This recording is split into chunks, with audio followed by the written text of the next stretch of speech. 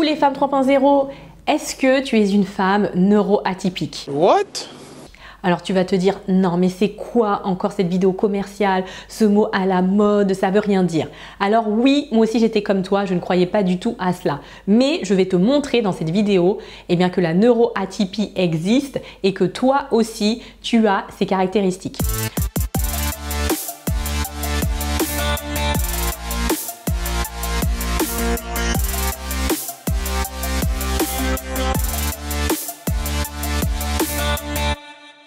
Alors tu vois, moi ce qui m'a amené à me renseigner sur la neuroatypie, c'est que la plupart de mes clientes ont des caractéristiques communes, que j'ai aussi d'ailleurs. Et je me suis dit, écoute Sarah, c'est vraiment important que tu te documentes, que tu fasses plus de recherches pour bien connaître ce terme, pour savoir ce que ça signifie et pour encore mieux aider mes clientes. J'ai lu un livre d'une psychanalyste, Elodie Crépel, Femme atypique, et je me suis pris une grosse claque.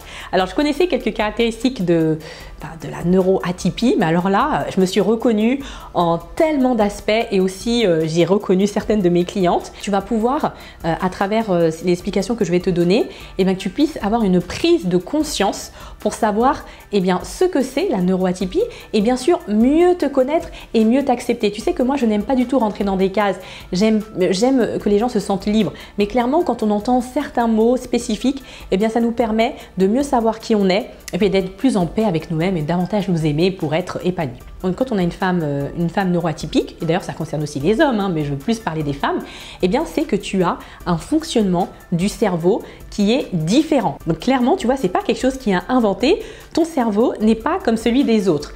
Il y a des personnes qui sont neurotypiques et d'autres qui sont neuroatypiques. Comment ça va se caractériser? C'est que concrètement, tu vois, ce n'est pas inventé, c'est vraiment scientifique. Il va y avoir des différences au niveau psychique, au niveau émotionnel et intellectuel. Donc sache que si tu es comme ça, tu n'es pas folle. Je ne sais pas si comme toi ou certaines de mes clients, tu pensais être folle, tu t'es dit c'est pas possible que je sois comme ça. Voilà, c'est que tu as des caractéristiques différentes par rapport à ta physiologie et c'est important de les reconnaître. Alors concrètement, il y a plusieurs formes de neuroatypie. Alors je ne vais pas te parler de tout, d'ailleurs moi je ne suis pas psychanalyste, je me suis bien renseignée sur le sujet pour plus aider mes clientes. Donc là je vais te parler vraiment des grandes lignes et des principales neuroatypies que j'ai pu observer chez mes clientes. Alors il y a l'ultrasensibilité, donc le terme que tu vois souvent c'est hypersensibilité. Alors oui, tu vas me dire ouais c'est un mot à la mode, c'est encore une étiquette qui veut dire oui je suis différent des autres, etc. Alors oui c'est vrai qu'on l'entend souvent, hypersensible, etc. C'est même trop utilisé, je pense que c'est surexploité, mais concrètement il y a des caractéristiques précises, c'est scientifiquement prouvé et c'est important que tu les reconnaisses. Alors déjà ça concerne un tiers de la population, les personnes qui sont ultrasensibles. Parce que le véritable terme c'est ultrasensible, c'est pas hypersensible. Hypersensible c'est plus pour les personnes normalement qui ont une allergie, mais c'est un terme qui est plus souvent employé. Tu vois, Saverio, je fais une petite dédicace à chaque fois, je pense à lui, celui qui m'a dit ça. Alors quand tu es ultra sensible, c'est que tu es davantage, tu es plus consciente de ce qui va se passer à l'extérieur. Ton cerveau va réagir beaucoup plus vite par rapport à ce qui va se passer. Et cela va avoir des conséquences sur tes émotions. Tu vas aussi avoir des réactions beaucoup plus vives par rapport à des événements qui sont positifs ou négatifs. Et quelle va être la conséquence par rapport à cela? Tu vas te sentir submergé par tes émotions. Alors il y a des émotions agréables, ok, donc la joie, la satisfaction, très bien. Et après il y a des émotions désagréables, la tristesse, l'anxiété, et tu ne sais plus quoi en faire. Et surtout dans ton univers professionnel où il y a différents collègues avec qui tu travailles, des managers, différentes personnalités. Donc ça veut dire que tes émotions vont être encore plus exacerbées. Et ce qui se passe aussi, c'est que tu as tendance à être focalisé sur le détail. Je suis certaine que tu te reconnais à travers ça, mets-moi en commentaire ce qui te parle le plus par rapport au descriptif que j'ai pu te partager. Autre caractéristique de la femme neuroatypique, c'est le fait d'être haut potentiel. Alors attention aussi, tu vas dire waouh, haut potentiel c'est encore un mot à la mode, oui c'est une étiquette. Je te dis en fait toutes les choses que j'ai pu entendre et que j'ai pensé aussi en toute franchise de la part de mes clientes que j'ai pu entendre ou moi ce que je pensais précédemment, c'est-à-dire oui, en fait, on est supérieur aux autres, on est plus intelligent que les autres, etc. Alors moi, je suis contre ça, je suis contre les étiquettes. Comme je te l'ai dit, ça va juste te permettre de mieux te connaître et de mieux t'accepter. Et clairement, quelqu'un qui est haut potentiel, eh bien, n'est pas forcément un bon élève à l'école, etc. Ça ne veut rien dire. Il y a deux notions. Il y a ce qu'on appelle le haut potentiel intellectuel. Donc le haut potentiel intellectuel, eh bien, il va avoir un QI qui est supérieur à 130, un quotient intellectuel. Cette personne va avoir eh bien, des aptitudes intellectuelles peut-être supérieures à la moyenne. Voilà. Et je le dis, attention, ça ne veut pas dire qu'on est surdoué, ça ne veut pas dire qu'on est un très bon élève, qu'on réussit tout dans sa vie. Non, pas du tout. Ce qui se passe, et les personnes qui sont haut potentiel aussi intellectuel, c'est que eh bien, le cerveau est différent. Donc c'est vrai que c'est un mot qui est très à la mode, mais c'est clairement, il y a des différences au niveau physiologique. Il y a des connexions en fait neuronales qui sont beaucoup plus rapides. Et après, il y a ce qu'on appelle les hauts potentiels émotionnels. Donc ça concerne aussi la majorité de mes clientes. En fait, c'est-à-dire que quand tu es haut potentiel intellectuel, eh bien, tu as une intelligence émotionnelle. Alors, tu vas dire, wow, c'est quoi encore ce mot, intelligence émotionnelle? Qu'est-ce que ça veut dire? J'écoute.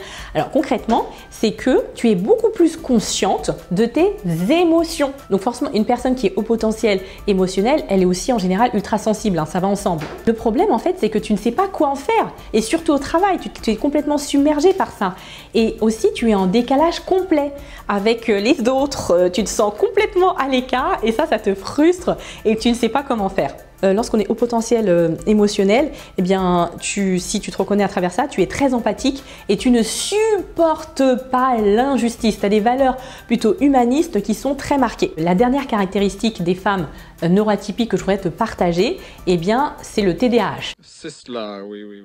Alors, qu'est-ce que c'est encore ce terme avec des acronymes? C'est aussi quelque chose un mot qui est très à la mode, etc. Je le redis, mais c'est scientifiquement prouvé, ça existe, hein, parce que je casse un peu tes croyances. J'imagine ce que tu peux te dire en regardant cette vidéo. C'est des troubles ou dysfonctionnements de l'attention avec ou sans hyperactivité. Voilà, moi personnellement, le jour où j'ai appris que j'étais concernée par ça, c'est comme une libération, hein. Alors, qu'est-ce que c'est en fait TDAH? Une fois que je t'ai parlé de ce terme scientifique qui peut faire un peu peur, comment ça se traduit dans ton quotidien?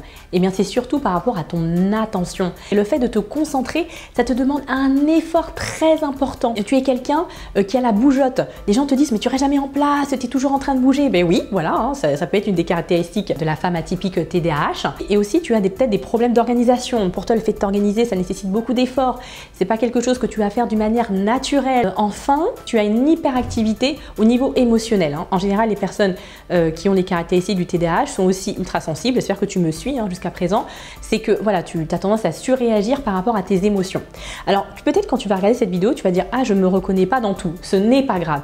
C'est juste pour te donner quelques indications, quelques caractéristiques pour mieux te connaître et pour que tu puisses te dire que tu n'es pas folle. Parce que si, comme certaines personnes que j'accompagne ou même comme moi, eh bien, ne connaissant pas cela, tu te dis mais je suis pas normale, mais c'est bizarre, j'arrive pas à m'accepter. Donc au moins, je suis certaine qu'avec toutes les caractéristiques que je t'ai énoncées, ça va certainement t'aider. Et je ferai en fait une autre vidéo où je t'expliquerai concrètement eh bien, comment faire une force de toutes tes caractéristiques en tant que femme neuroatypique. Alors maintenant, tu te sens peut-être mieux, tu te dis « Ah oui, j'ai plus d'informations, je me connais davantage », mais soyons honnêtes, quand on est tout seul face à ces challenges, souvent on a tendance à abandonner et on reste en fait dans nos vieux schémas et on ne progresse pas. Alors si toi, aujourd'hui, eh bien, c'est une priorité pour toi de te sentir épanouie dans ton travail en tant que femme neuroatypique. Tu as vraiment envie eh bien, de décrocher un poste qui t'inspire, tu as envie de te sentir bien, que ce soit en tant que salarié ou entrepreneur. Eh bien, sache que je suis là pour toi, j'ai des solutions à te proposer. Pour cela, eh bien, contacte-moi. Il y a toutes les informations en bas de cette vidéo. À très bientôt et time for action!